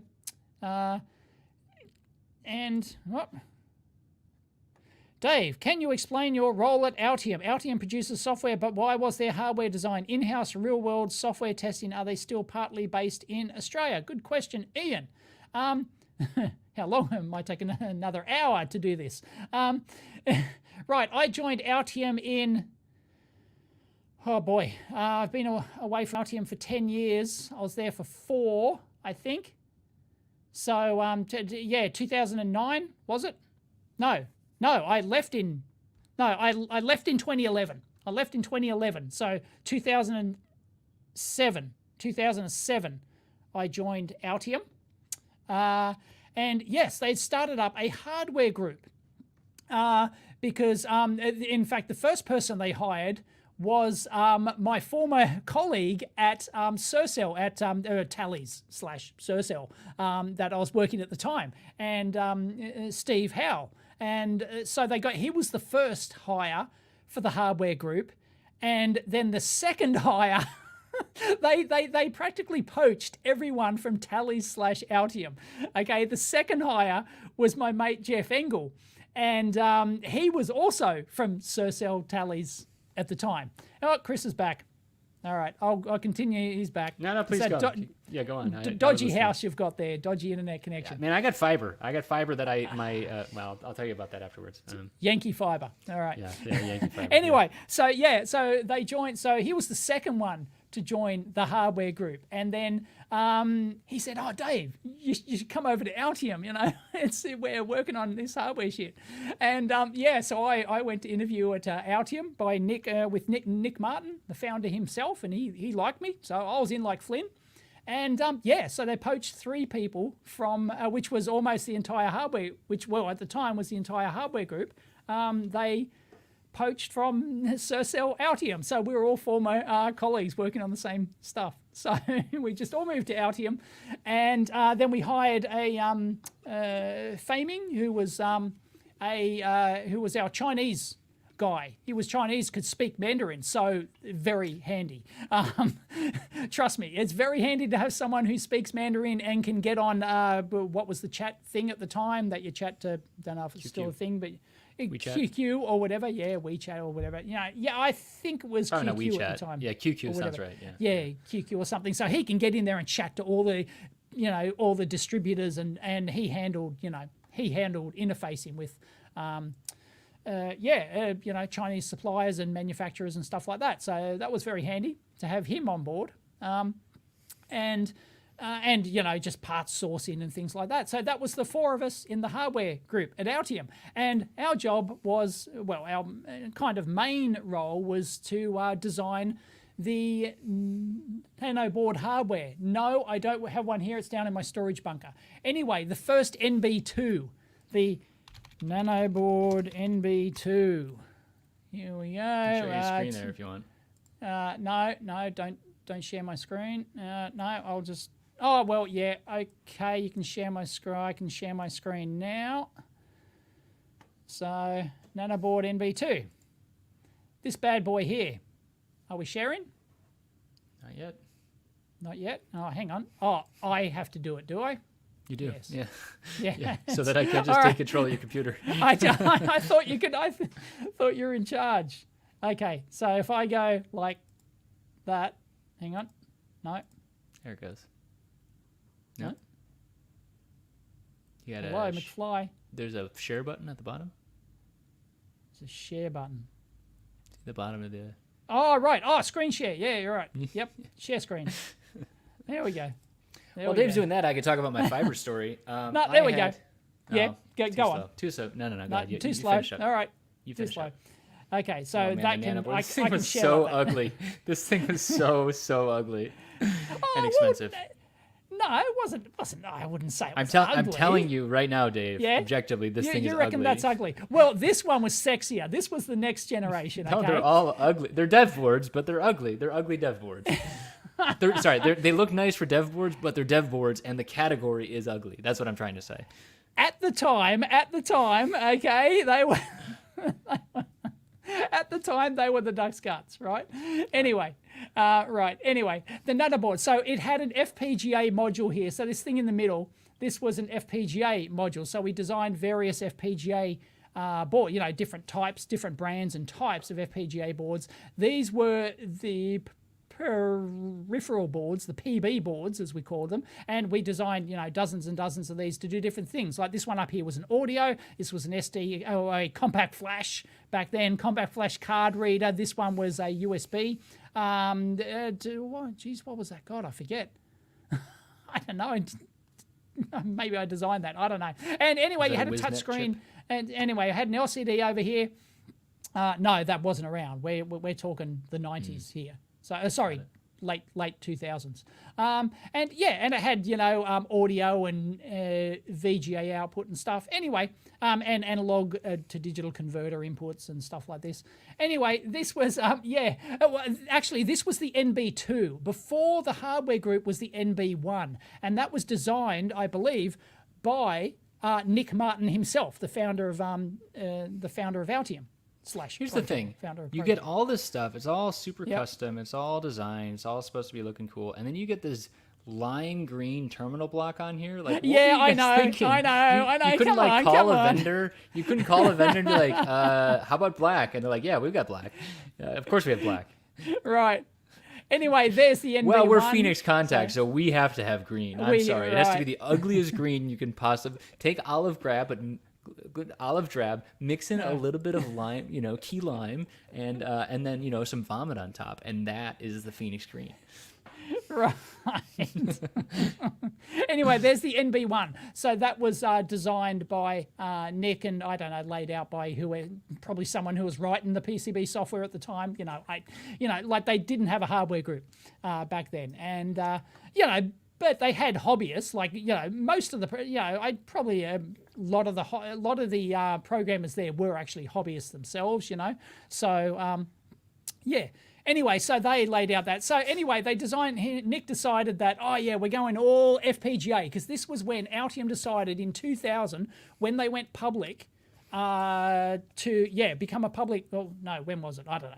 Anyway, sometime in the 2000s. They went publicly traded company, and then they changed the whole vision of the company. FPGA, he decided FPGA was the future. Everything would have, made a see if they could, people just didn't know. I'm just throwing shade with other people's comments. Do it, please. Let's throw up the comments. Yep. Okay. And you keep going. You tell your stories. So he decided, right, because Nick Martin ran everything, right? It was a public company, but no, he iron fist. So famously the company was pretty much Nick Martin, everyone else. It was a flat structure. It was technically there were managers, but it was nothing went ahead unless Nick Martin said so. It's anyway, which can be good and bad. It has its good points and has its bad points. But anyway, FPGAs was the future. Everything would have FPGAs in it. Microcontrollers, gone. FPGAs, everything. It was so compelling that FPGAs were going to be the future. He bet the company on it. And and developed actually some really good. Altium has really good FPGA support built in. It's really amazing. You can drag and drop FPGAs in, and they had hardware. They bought various companies. Who brought this up? Who do I kick out of this chat so that they got Dave on this? No, because it's a fascinating story. It's fascinating to you. This is a dev board from 10, 15 years ago. No, but the whole vision of FPGAs is fascinating. They bet the whole bet all of Altium I know. on People can it. hear many shows about this and how it didn't work out. And how it didn't work out. Anyway, I'm going to complete my story, Chris. Good Lord. Can you imagine the vision? If this vision came to fruition in the scenario we're currently in, they'd be like, oh, there's an FPGA in everything. And you'd be like, you know what? Everything in the world is shut down because you cannot buy a single goddamn FPGA right now. FPGA, it's the same thing. Yeah. Anyway, he thought it was so compelling that, they bet the company on it. And they had C to hardware compilers. They bought a company, I can't remember the name, that did C to hardware compilers, and you could just write your C, it'd convert it to VHDL or Verilog or whatever, and it'd drop it in there, and it all worked really magically. It wasn't great for really high-end projects and stuff like that, and it tied into all the vendor tools, so you installed the Xilinx tools and the Altera tools, and it would all seamlessly pull those in and use those in the background, and it was really cool technology, but it just didn't work. And so a PCB company made the PCB tool optional extra. I'm not kidding. This was their marketing at the time. You can go look it up. It was turning the world of electronics upside down was their marketing slogan. They had billboards in Silicon Valley, all over Silicon Valley. And it was the whole idea was that you could buy this board for $4,000. Right? It was the world's most US dollars, I think that was. US, $2,005 too, folks. Yeah. No, that was 2000. Yeah, whenever 2011 I left, so it was 2009. About 2010, roughly $2,010. $4,000. Those are post-crash dollars, so those are and really worth and you a could lot buy this on DigiKey, right? You could buy this on. We did a deal with DigiKey, right? They had 200 of these in stock at DigiKey. I actually remember the number. Oh, Chris has dropped again. So they had 200 of these NB2 nano boards in stock. So you bought this for $4,000. It came with a license. You're breaking up, Chris. Your audio's breaking up. Is Chris's audio breaking up? Yeah, Chris is breaking up. I think I'm still good to go. Anyway, so $4,000, and the idea was that you got a license to the Altium software, but it didn't include the PCB tool, right? It came with all the FPGA and software and compilers and everything else, right? Because the whole idea was that, oh, why would you need that? You can just design your product using these modules. So the whole idea was that you could plug these modules into your product. You would never have to design a custom PCB again, or if you did, it'd just be a motherboard that held these modules, right? And we'd develop hundreds of these modules, and they'd do everything, right? And also at the time they went into modular PCB concept, so you'd never lay out a full board ever again. It was like your power supply, here's the mod, just take it from the library, drop it in, the actual layout, right? And it was like, so that was the vision of Altium at the time. And it was like so wacky, like it was never going to work practically. So anyway, this was the $4,000 development board, and it didn't sell. I don't think a single person bought one from DigiKey. So I think DigiKey made us buy them all back, or they sent them all back, and we had to It was like, there were some people who bought them. There were other sales avenues as well. Like some people bought them and stuff. But yeah, it was basically, it priced itself out of the market. So then we developed the NanoBoard 3000. The NanoBoard 3000. Why is normally I've got a thing which pops up. Anyway, NanoBoard 3000, which was, this was $300. So this was like order of magnitude low. I think it was 300. And it was order of magnitude lower cost, and it was compatible with all the same FPGA boards. It was actually, did it? Oh, no, it had one built on. I thought you could, oh God, I can't remember. It's been a decade now. Anyway, it used the same nanoboards and everything, and this was $300, and it also came with a license of the software, once again with no PCB tool. So it was like, yeah. I have expected to be coming back into like just you switching over to Solar Roadways or what else is on the greatest hits list? Why not? Anyway, so it in the end it failed, and they booted Nick from the company. That's another good story. Another story for another day. Yeah. Yep, and poor old Nick, really nice guy. Felt sorry for him, but he ran Altium as his hobby company. And it was like, and his vision company. It was, even though it was a publicly listed company, which was supposed to make a profit. So, profit didn't matter. It was like, so nobody bought the $4,000. So I hereby claim to have helped develop the world's most expensive development board. Does anyone know of a more expensive development board than $4,000? I know there are. I know there are FPGA.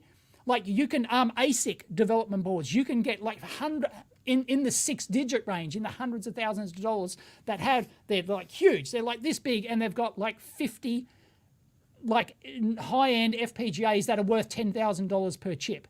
And they've got like 50 of them on there, and you can buy them for like $500,000 or whatever I think they go up to. I can't remember the name of the brand. Somebody's going to put it in here. Any FPGA ultra scale board, So they're designed to simulate ASICs before you simulate them in an array. Ultra scale is not necessarily just that. You can buy an ultra scale for, that military uses that sort of thing too. So they're just top end right now. Any kind of military. Anyway, FPGA. you can. There's companies that specialize in these ASIC development boards that have an array of FPGAs, so you can get, so you simulate your ASIC before you. And it ties into all the ASIC tools, I guess. Software probably costs more than the hardware, and and you can simulate your ASIC before you turn that key to get your mask that costs $1 million or whatever. So those boards are more expensive, but not mainstream. What does Nick do now? I don't know what Nick does now.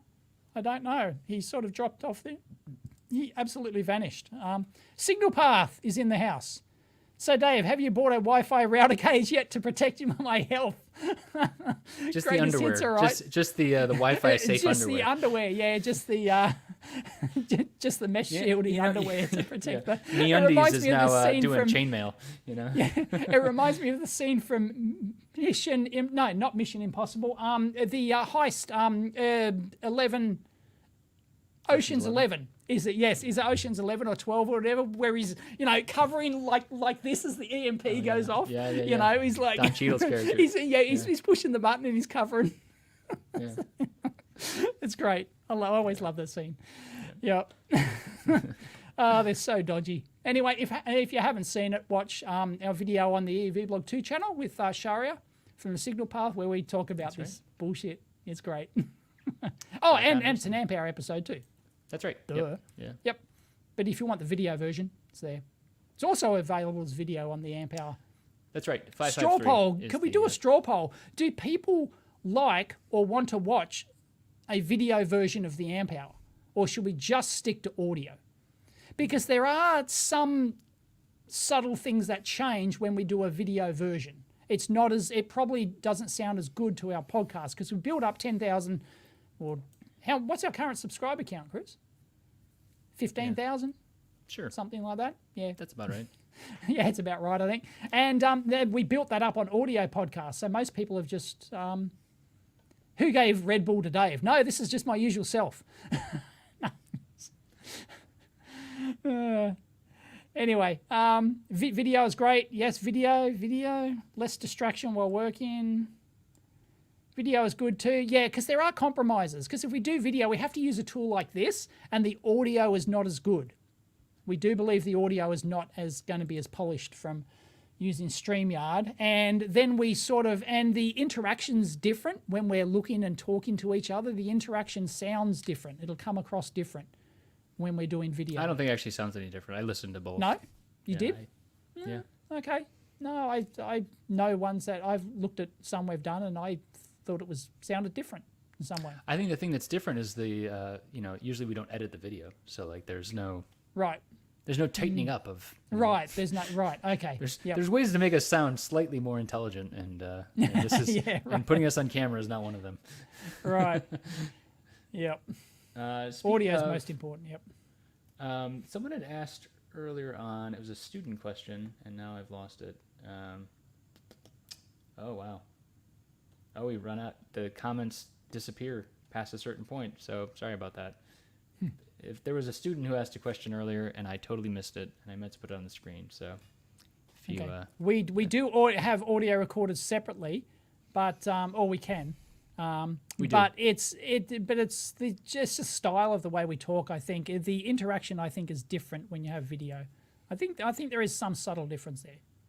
Chris notwithstanding, he doesn't think so, but I think so. There you go. Dave just isn't comfortable in video. That's what it is, folks. Oh yeah, no. After 2,500 videos, I'm just yep. Yeah. I think I'm at least 2,500 videos now. By the way, because I've got like 1,400 official, but I've got like actually 1,700 on my main channel because there's a lot that aren't numbered, and then my second channel has, close to 800 or something videos. So, yeah, it's crazy, man. No, yep, nuts. Ooh. Next thing you know, Dave's gonna start putting cameras up in his house. It'll just be watch Dave live stream his life, and that's how we know we've reached the end. It was a fleeting thought. It was a fleeting thought when I had my first child. Should we like stream our lives, and like raising the kid, And it's like Truman Show style. It's like, nope. No, not gonna happen. You managed to buy David. Saliba managed to buy a LaCroix 9314. Excellent. How much you pay for it? What is that? It's a scope. Give me a little bit more than that. While you're looking that up, this is the question that was asked. What's more valuable as an undergrad, internship work experience or work experience at an electronics manufacturer wanting to be a design engineer? So that is the question that was asked before. Are they different things? I mean, I guess internship was probably a longer or shorter time period, right, than work experience. But I kind of think about internships are work experience, really. I don't differentiate. I don't know what the differentiation I think they're talking about like a year, like go and take a year maybe and work on like a line.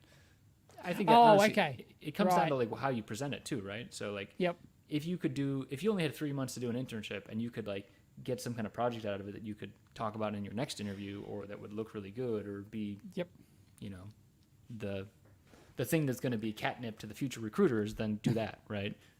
Or if you're going to get some kind of valuable experience or get to work with someone really great, like those are all the reasons to do these sort of things. if you're going to go and like be on a a production line for 6 months and you're going to be turning a screw, it's like that's not worth it, even if it's on there. So well, I guess it depends on your degree, doesn't it? yeah, if what you what can they offer. go like work in some of them- Shariar's lab. That would be the best thing. Yeah. Some of them will force you to to take a year off, take a year of your degree will be like, or 6 months or whatever. They'll force you to go work full time. Others will go, no, it's only, part-time work experience or something. Some won't even have it, Yeah. So it's like, although most degrees, most universities, colleges, for you Yanks, will give you the ability to pause your degree and then, or your diploma or whatever it is you're doing, and then go do a year's work experience and then come back and finish it. So that's always an option. Like even if the structure of your course doesn't actually force you to do some sort of internship or work experience, then you can still do it. You can just pause. You should just be able to pause. But but often there are a lot of people who pause and then never go back. That's right. Yeah. So once they get the sniff of the free world, and being free in the real world, and shit, I don't have to study. Oh, this is great, and I get paid instead of paying them. It's like, oh, yep. Yeah. Oh, Sharia. There you go. There you go. Go and work for Sharia.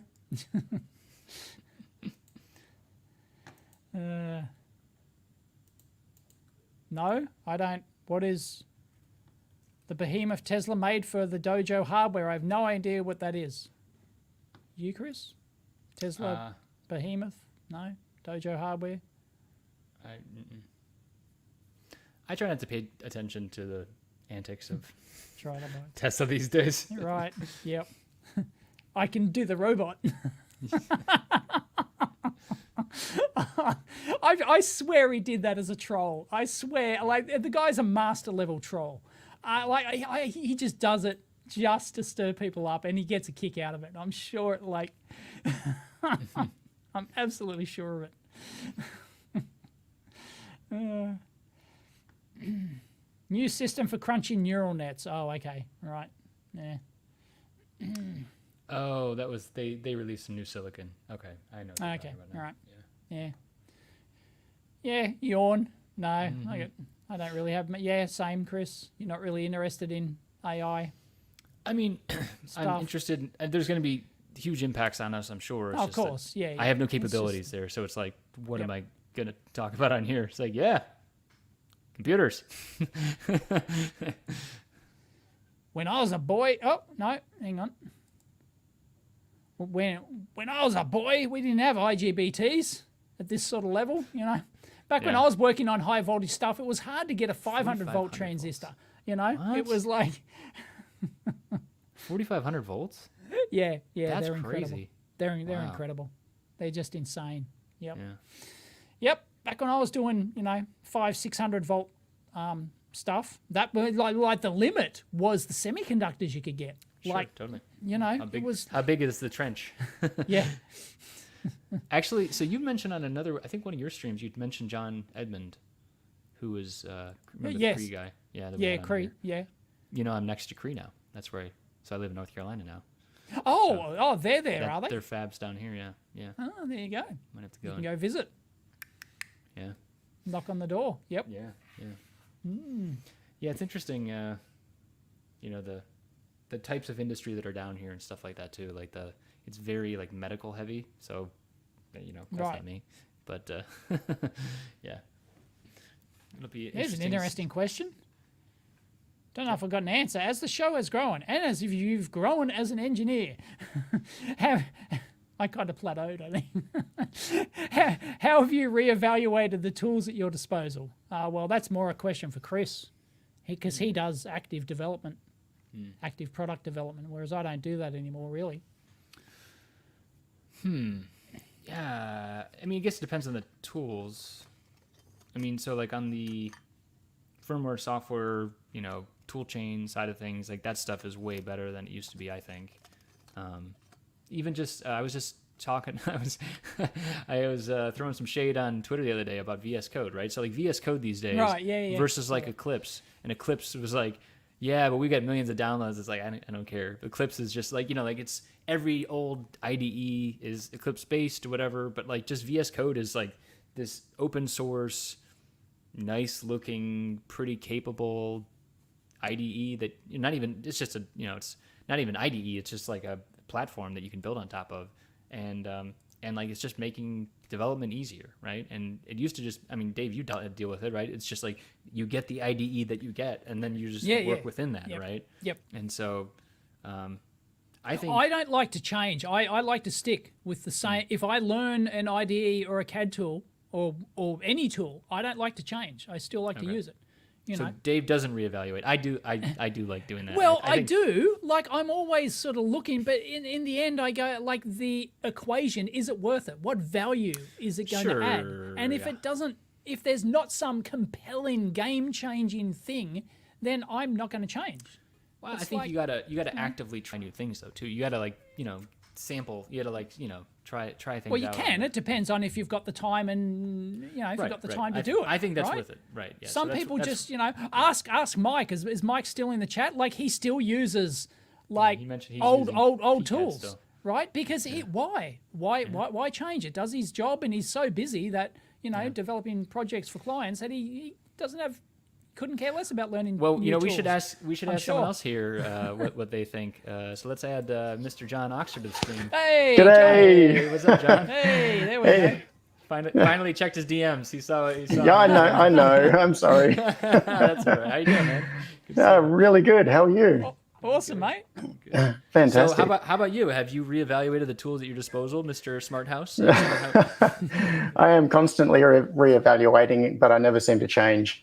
I find that I get stuck. It's that classic you problem. Keep finding the same answer over and over again. Is that the thing? Yeah. Well, it's the classic problem that both of you talk about all the time, where when you're really familiar with something, the friction of changing to something else has that short-term pain, and overcoming that can be really difficult. So, CAD tools are the classic thing. I use Eagle constantly, and every now and then I will open KiCad and play around with it a little bit and just feel out of my depth, and nothing is quite what I expect. So it's going to be a real conscious effort to say, I'm going to take the performance hit for a while to overcome that, to change tools. So that's just what you've got to get through. What and if it's I not just changing tools, it's upgrading. I'm an Eagle user, and I just booted him right out of here. I'm like, see ya, John. Right, see ya. It's like, as somebody who's worked at Altium, I know one of the biggest things that the salespeople kept telling everyone is that, like, we can't get these people to, like, it was easier to get people to change to Altium than it was to get people to upgrade to the next version of Altium. Like, they just wouldn't, they would stick with 99 SE, and they just would not, what's this summer winter bullshit? No, I'm not, piss off, I'm not upgrading. It's like, no, Altium 20, piss off. I'm happy with, 2016 or whatever. It's like, they just wouldn't change because they were familiar with all the bugs and and quirks and everything, and it just worked. And it's a tool to get the job. At the end of the day, it's a tool to get the job done. And if it does the job for you, why change? Yeah, well, this conversation, I think, started, you were talking about IDEs and software tools. And even after all these years, my preferred editor is Vim. And I just find that I can get around things quickly with it. Yeah, I feel like that's its own... That's its own brand of crazy, Yeah, true. But like, you have like a software background too, right? And didn't you do software for a while? And about like 20-something years. Yeah. So that's I mean, that's gonna be a common thread. I feel like, Yeah. I don't know. I feel like when there's a new challenge you have to hit, or like a new chipset that comes out, or something like that. Like, that's what I think about. Like, yes, if you're doing if you're doing like a power supply layout and it's just another spin of the same thing over again, then the same tool is going to be the same thing. I just feel like when you're into a new space, you're trying out new applications, sometimes you just gotta try out new things. So well, right now I'm just in the process of getting into a whole new thing, or new for me, which is FPGAs, and this came up earlier in Dave's rant about Altium. And so for the Open Hardware MiniConf, which is going to be on in January, the project we're doing this year is going to be based on Tim Ansell's work with the FOMU, which has got the up5K FPGA on it. And for those who don't know, it's an FPGA board, which is so small it goes inside the USB port of a computer. So the actual PCB is like, that big. Yeah. And it's got an FPGA on it. So, we're working with Tim's assistants to put together a project which is going to be a conference badge with the up5K on it based on the architecture of the FOMU. And that whole thing is totally new to me because I've never done any FPGA work before. But getting into a new field is an opportunity to look for it's a whole new tool chain and different things to learn. Yeah, but it's not changing your it can add a tool to your arsenal, but it's not changing your actual bread and butter stuff. Like, and here's an interesting question: do you think Altium and other EDAs should be worried about KiCad encroaching on their market share? Probably not. It's like as great as KiCad is getting, it's still not a pro level tool. Like, I know there are people who'll throw examples at me. Oh, look at this 10-layer board in KiCad and stuff like that. But unless you've worked in the professional, like the truly high-end professional PCB space, then it doesn't have the tools that you need. So I think it's a significantly long way off from challenging. Dave's working from old knowledge, and yes, I think his old knowledge is correct. And we'll reevaluate once this is out. Yeah, but you've Chris, you have never been a true high-end professional PCB designer, though. Says you. Ooh. I'm just going to get the popcorn. That's right. Yeah. No, what's the highest end, sort of stuff? It's, No, there are big differences. We don't need to start slinging mud at 555, Yeah. We're still Chris is still designing with 555s. Yeah. Yeah, right. Yeah. Shots fired. Yep. Yeah. All right. Well, congratulations on episode 555. I just wanted to drop in and say hi. Cool. Thanks for dropping in, John. Thank you very much. Cool. I'll talk to you both later. If the lockdowns ever end, we'll catch up again. Yes, we've got to meet up again in person. Yes. And Chris, if I see you again next time, I won't try to kill you with the drone. Okay, good. Thanks. I was going to mention, Yeah, the drone that did that is sitting just on top of that bookcase up there. It's been you can't quite see it. Yeah, it might hit you in the head first now. Maybe.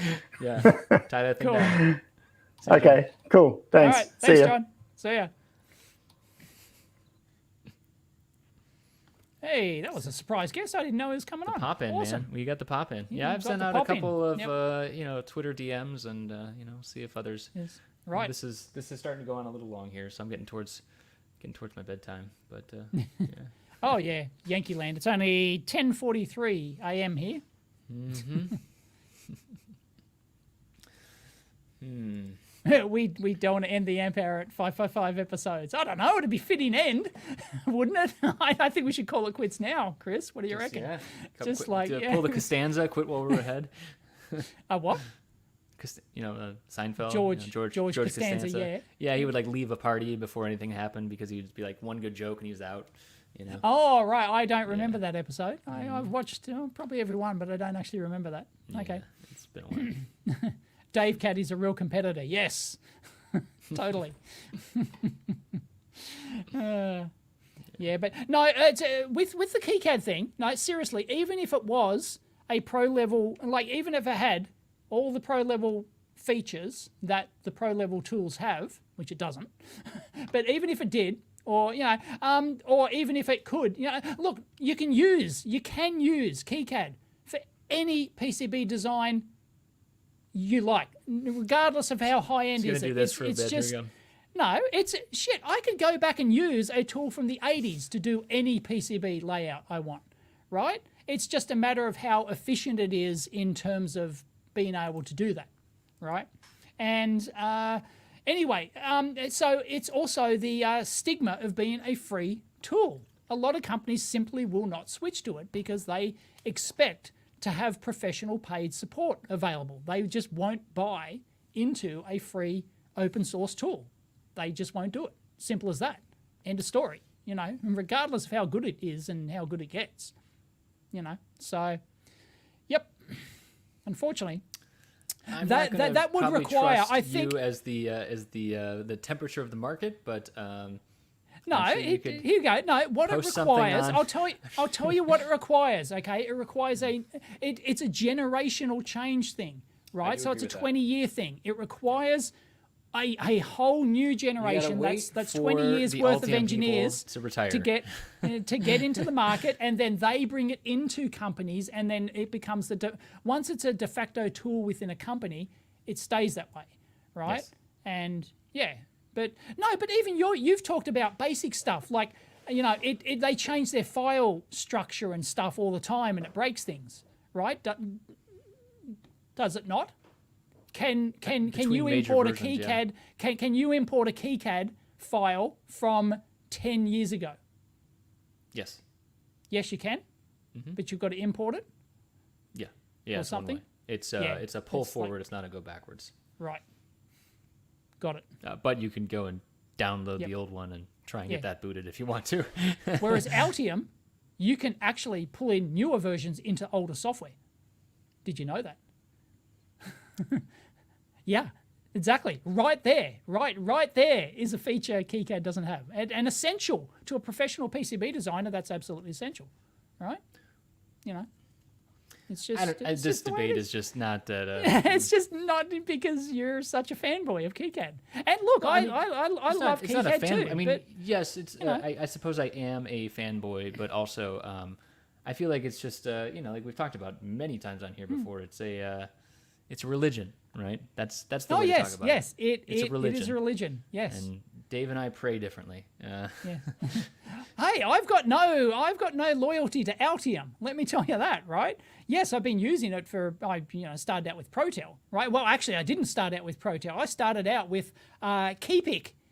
Keepic was the guy's name. It was his last name. Can't remember his first name. Keepic, PCB design called PC Breeze. It was Australian software, but PC Breeze. I was actually going to do a video. I just thought about it recently. Going to do a video to see if I can still download that. You can download this shareware. It used to be shareware, if you remember shareware. Oh, I remember right? It used to be shareware, yeah. and then you can pay. Yeah. If you actually liked it, you could pay for Send it. it to a PO box. Send a check. $20. Yeah, send a check in. Send in a money order for those in Yeah. Australia. Oh, money yeah, orders. yeah. You know. And, so yep. Oh, that's nice. Put that up there. Yeah, I've got to put that up. Yep. So many. yeah, and I started out with PCB Breeze. You know, I've got no love. You know, I've got a love-hate relationship with Altium. So you know, it's not like I'm intensely loyal to Altium, but I have been a professional PCB designer, and I have worked at the company, and I do know the market, and I know the customers, and I know and I know the companies that use these tools. It's like, you know, yeah, it's Dave's right though. There you go. I don't know what I'm right about. It's a generational thing. Things will change in a few years, and another tool will come around and start the whole thing over again, just like Battlestar Galactica universe. Had me right to the end there. Right here. All right, I think I got to wrap up here, but Oh, you got to wrap up. Should I yes. continue? I don't know. I'm kind of on a roll here. Should I continue, people, or should I call it quits? I think maybe we start a new broadcast because we Yeah. got to actually package this up as a podcast. Oh yeah, we for- do. Yeah, for, I better go too. Yep. Yeah. And we'll keep it under 2 hours because then the YouTubes will doesn't have to process it. If it's over 2 hours, it limits. It only processes the didn't know first that. 2 hours. I did Yeah. not know that. All right. Yep. Well, 555, Cool. man. We made Yep. it. It's basically you very 11 much. years. Actually, Represent. It's, a little bit more than 11 years here. 11 so, years. Jeez. Get less for murder. Yep. Yep. Literally. Yeah. You said that in the first couple of years. I'm like, well, Yeah, I know. but I know. now, Yeah, like, yeah. yeah, It's I mean, now yeah. genuinely you get less for Yeah. murder. You know, you get less for all sorts of things. Yep. Yeah. Well, thanks to everyone who stuck around, who asked questions. Yep. We really appreciate that. Being part of the show. Cool. Yeah, we'll do maybe more of this in the future. Maybe I'll do a little better job of setting it up beforehand, so people have the links beforehand. So, appreciate Although we everyone won't. who showed up. Although we won't be doing live ones, I don't think. Yeah, I mean, Well, it's like live shows as a show. yeah, so to this speak, would that be goes this out would to pretty it. much be the extent of it, like a Q&A Yes. show once in a while. Yep. Yeah, this is more people Because- showing up than we've yeah. had in the past. Because we do know that most people listen to this as a podcast, and a lot of people said they like the 1 hour. They don't like it when it goes over too much because they design their their workout or whatever, or their drive to work or whatever around a 1 hour episode. So it's So we are conscious of that. Yeah, the amp, So the we amp do hour try and keeps limit. going. They have to circle the block a bunch. Yeah, exactly. It's They've got to really- sit outside their house and and listen, keep listening in the I've car done that or before, whatever. actually. Yeah. Right? Yeah. I've done it too. Yep. I don't think they're doing it for us, but No. if you Might do, run and it. you've been in your car for 50 minutes, Thank you I'm very sorry. Go inside, have a cup of cocoa, and we'll apologize somehow. Cool. Anyway, thank you very much for joining Thanks, us. everyone. We'll see you soon. Catch you next time.